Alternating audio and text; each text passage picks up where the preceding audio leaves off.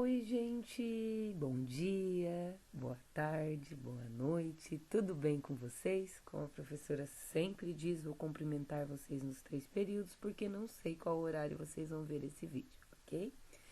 Então vamos lá. Na última aula falamos sobre simplificação de fração, sobre transformação de fração em decimal, né, e transformação de número decimal em fração. Vamos só dar uma revisada ao que a gente aprendeu nessa última aula, ok? Então, transformar frações, né, ou decimais em número decimal, frações decimais, né? A transformação se faz quando se divide o numerador pelo denominador. A vírgula separa a parte inteira da parte decimal. Por exemplo, 2 sobre 10, a gente sabe que não dá de dividir. Eu poderia fazer aquela divisão normal, né? 2 dividido por 10 não dá. Vou acrescentar um zero no 2, que vai ficar 20. Vou ter uma vírgula embaixo da casa e assim por diante. Mas eu posso fazer de forma mais simples, né? Como que eu posso fazer? Eu vou botar o 2 e eu vou contar quantas casas tem, quantos zeros tem embaixo. Então, tem 2 zeros, né? Tem um zero no 2. Então, se tem um zero, eu vou botar um zero antes do 2 e vou acrescentar uma vírgula, porque só tem um zero, tá? São uma casa só depois da vírgula. E assim como segue todos os nossos exemplos. Quando são 2 casas, eu boto 2 casas e acrescento a vírgula. Quando é 3 casas, eu coloco 3 casas e depois acrescento a vírgula. Ok, gente? É bem simples, né? E é claro que a professora deixou atividade para vocês, né? Então, façam a transformação das frações decimais em números decimais. Todas elas estão bem tranquilas, bem redondinhas, é bem fácil da gente fazer, tá? Coloque o número primeiro, depois acrescente o zero antes e conte a quantidade de zeros que tem embaixo e coloque a vírgula depois do zero, ok? Bem tranquilo. Vimos também, né? Então, sobre números decimais, né? Então, leia com atenção. Transformar números decimais em frações.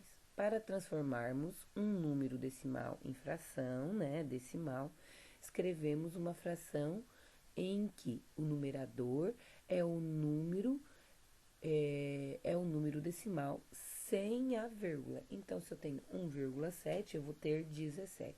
O denominador é o número 1, seguido de tantos zeros quantos forem os algarismos dos números decimais depois da vírgula.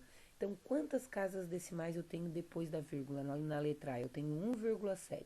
Em cima vai ficar 17. E embaixo eu vou ter que contar quantas casas decimais eu tenho depois da vírgula. Eu tenho uma. Então, eu vou botar o 1 e acrescentar o zero, que vai ficar 17, ok? E assim segue os nossos exemplos, né? Mesma coisa.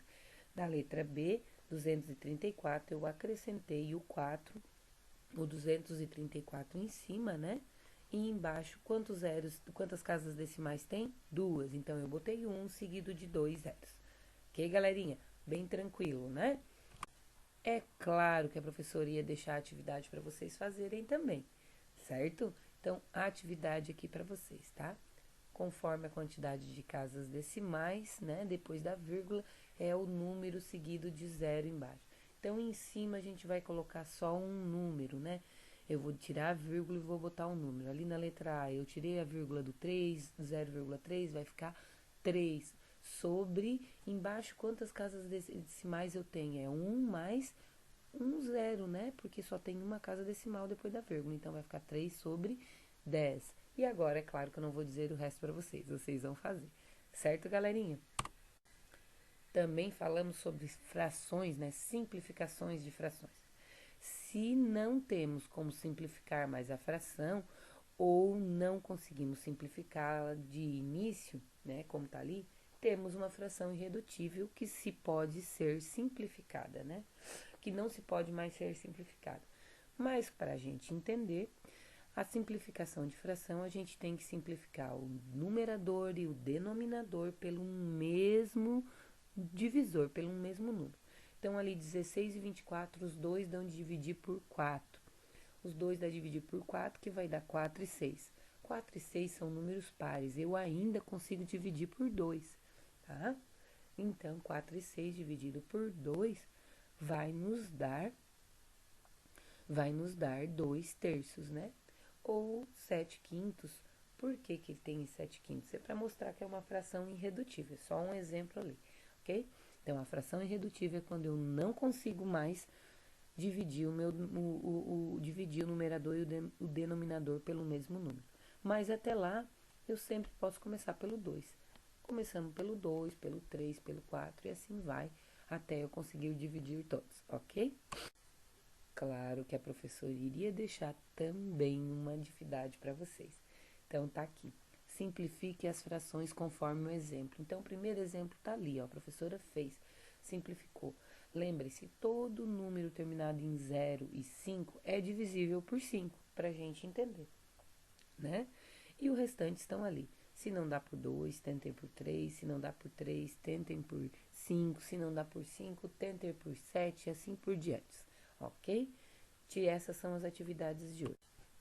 Bom, a correção das atividades da aula anterior, a professora vai passar na próxima aula, porque essa é uma complementação do que a professora passou agora, ok? Então, as correções estarão junto na próxima aula. Dúvidas, a professora está à disposição. Mandem foto da atividade feita no caderno. Bom estudo a todos e, é claro, um beijo no coração de vocês.